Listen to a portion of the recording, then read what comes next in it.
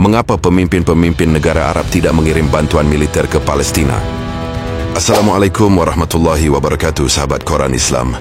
Memang sangat memprihatinkan, para pemimpin dari negeri-negeri Muslim di sekitar Palestina hanya diam menyaksikan saudara kita kaum Muslim di Palestina dibantai oleh Yahudi secara kejam dan biadab.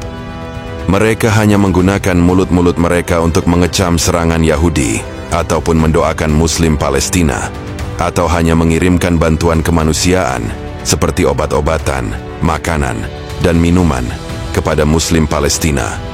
Namun, tidak ada satupun dari para pemimpin tersebut yang tergerak hatinya untuk mengirim bantuan militer kepada kaum Muslim Palestina dan ikut berperang melawan Yahudi yang kafir. Sedangkan memberi bantuan militer ini merupakan suatu kewajiban syariat yang dibebankan oleh Allah atas mereka. Firman Allah Subhanahu wa Ta'ala, akan tetapi, jika mereka meminta pertolongan kepadamu dalam urusan pembelaan agama, maka kamu wajib memberikan pertolongan. Quran Surah Al-Anfal, ayat ke-72. Jika kamu tidak berangkat untuk berperang, niscaya Allah akan menghukum kamu dengan azab yang pedih dan menggantikan kamu dengan kaum yang lain, dan kamu tidak akan merugikannya sedikit pun. Dan Allah Maha Kuasa atas segala sesuatu. Quran Surah At-Taubah, ayat ke-39. Lalu mengapa mereka tidak mengirim bantuan militer untuk kaum Muslim Palestina dan ikut memerangi Yahudi yang kafir? Jawabannya secara garis besar ada dua faktor penyebabnya. Pertama, jawaban secara internal, karena para penguasa itu telah bersikap lemah yang diakibatkan oleh penyakit al-wahn dalam jiwa mereka, sebagaimana telah disabdakan oleh Rasulullah. Kedua, jawaban secara eksternal, karena para penguasa itu telah tunduk dan menjadi pengikut Barat, khususnya kepada Amerika Serikat. Ini juga sudah pernah diisyaratkan oleh Rasulullah. Mengenai faktor pertama, yaitu adanya penyakit al-wahn, terdapat hadis Rasulullah yang menerangkannya sebagai berikut. Dari Tsauban radhiyallahu anhu, dia berkata, Rasulullah sallallahu alaihi wasallam bersabda, akan segera tiba umat-umat selain Islam akan mengerumuni kamu, umat Islam, layaknya orang-orang yang mengerumuni makanan yang berada di dalam wadahnya. Seorang laki-laki berkata, apakah karena kami waktu itu berjumlah sedikit? Rasulullah menjawab, bahkan jumlah kamu pada waktu itu banyak, tetapi kamu seperti buih di air yang mengalir. Sungguh Allah akan mencabut dari dada musuh kamu rasa takut mereka kepada kamu dan akan menanamkan ke dalam hati kamu al-wahn. Seseorang lalu berkata, wahai Rasulullah, apa itu al-wahn? Rasulullah menjawab, cinta dunia dan benci kematian. Hadis riwayat Abu Daud. Berdasarkan hadis tersebut, terdapat dua hal yang menjadi sumber kelemahan umat Islam yang dijadikan santapan empuk oleh negara-negara kafir, yaitu adanya penyakit al-wahn, yang kemudian dijelaskan oleh Rasulullah, bahwa al-wahn itu adalah cinta dunia, hubbu al-dunya, dan benci kematian, karahiyat al-maut. Cinta dunia, hubbu al-dunya, adalah kecintaan kepada hal-hal yang bersifat duniawi, seperti harta, wanita, kedudukan, kekuasaan, dan sebagainya, yang diperoleh dengan cara yang melanggar Islam, mukhalafat syariah. Misalnya diperoleh dengan cara yang haram, seperti investasi ribawi, suap menyuap, riswah, dan sebagainya, atau diperoleh dengan cara yang halal, tetapi dengan meninggalkan kewajiban-kewajiban syariat. Misalnya meninggalkan kewajiban salat, meninggalkan kewajiban berbusana syariah, meninggalkan kewajiban zakat harta, zakat mal, meninggalkan kewajiban jihad fi sabilillah, dan sebagainya. Sedangkan benci kematian, karahiyat al-maut, yang dimaksudkan bukan benci kematian dalam arti umum, melainkan benci kepada kematian yang sifatnya khusus, yaitu kematian dalam perang atau jihad fi sabilillah. Jadi, benci kematian itu maksudnya adalah benci untuk melakukan jihad fi sabilillah. Pertanyaan, mengapa pemimpin negeri-negeri Islam tidak mau berperang melawan Yahudi?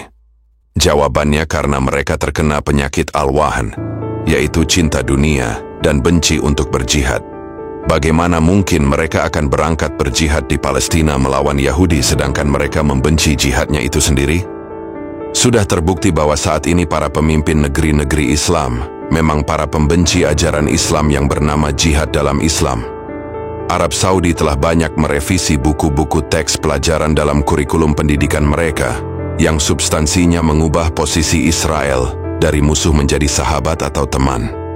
Hal ini ditunjukkan oleh sebuah berita yang berjudul Arab Saudi perlahan hapus materi anti-Israel dari buku pelajaran. Bahkan kebencian terhadap ajaran Islam bernama jihad ini juga sudah berjangkit di Indonesia. Situs Republika menurunkan berita berjudul Tak Dihapus, Kemenak Revisi Materi Khilafah dan Jihad. Berita ini isinya mengklarifikasi bahwa Kemenag, Kementerian Agama, tidak menghapus materi tentang jihad dan khilafah dari kurikulum Madrasah Aliyah Negeri, melainkan hanya melakukan perbaikan dengan meletakkan materi-materi itu, khilafah dan jihad, pada porsi dan konteks pembicaraan yang sesuai dan proporsional.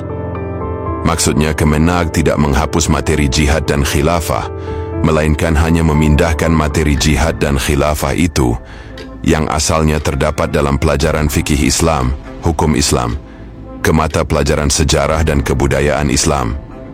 Demikianlah khotbah dari seorang pejabat Kemenag dalam rangka membohongi dan membodohi umat Islam di Indonesia. Sesungguhnya klarifikasi Kemenag itu hanyalah permainan kata dan omong kosong yang tidak berguna, karena intinya adalah tetap menghapuskan jihad dan khilafah dari ajaran Islam. Hal ini karena jihad dan khilafah itu memang posisinya seharusnya adalah bagian mata pelajaran fikih Islam, bukan bagian mata pelajaran sejarah dan kebudayaan Islam. Posisi ajaran jihad dan khilafah sama persis dengan posisi ajaran tentang salat, zakat, dan haji, yang semuanya adalah bagian dari pelajaran fikih Islam, bukan bagian dari pelajaran sejarah dan kebudayaan Islam. Bayangkan, apakah yang terjadi jika salat, zakat, dan haji itu dipindahkan dari pelajaran fikih Islam ke pelajaran sejarah dan kebudayaan Islam? Tentu hal ini sangat mengerikan sekaligus menyesatkan, karena peserta didik akan mendapat pengetahuan yang sesat dan menyesatkan, bahwa salat, zakat, dan haji itu bukanlah kewajiban yang harus dilakukan umat Islam saat ini, melainkan sekedar peristiwa sejarah pada masa Rasulullah, yang hanya cukup untuk dikenang sebagai nostalgia, tapi bukan untuk diamalkan saat ini. Na'udzubillahi min zalik. Maka dari itu, bagaimana mungkin kita berharap para pemimpin negeri-negeri Islam ini akan tergerak hatinya untuk terjun dalam jihad fisabilillah melawan Yahudi di Palestina, jika mereka sendiri beranggapan bahwa Yahudi itu bukanlah musuh melainkan sahabat atau teman? Bagaimana mungkin kita berharap para pemimpin negeri-negeri Islam akan mengirim senjata atau tentara untuk berjihad melawan Yahudi, jika mereka sendiri sangat membenci jihad fisabilillah sebagai ajaran Islam? Kesimpulannya, secara garis besar ada dua faktor mengapa para pemimpin negeri-negeri Islam tidak mengirim bantuan militer kepada kaum muslim Palestina. Pertama, karena mereka telah mengalami kelemahan mental yang sangat gawat yang disebut al-wahn, yaitu cinta dunia, hubbu al-dunya, dan benci mati, karahiyat al-maut, yang makna sesungguhnya ialah benci kepada jihad, karahiyat al-qital. Kedua, karena mereka telah tunduk dan patuh mengikuti kaum Yahudi dan Nasrani, yakni negara-negara Barat, khususnya Amerika Serikat. Sebagai penutup, kami sampaikan satu hadis Nabi SAW, yang semoga inilah solusi untuk mengatasi dua faktor tersebut, yaitu kembali kepada ajaran Islam yang sebenarnya. Ini memerlukan penjabaran yang juga cukup panjang dan lebar, tetapi ringkasnya kami sampaikan hadisnya berikut ini.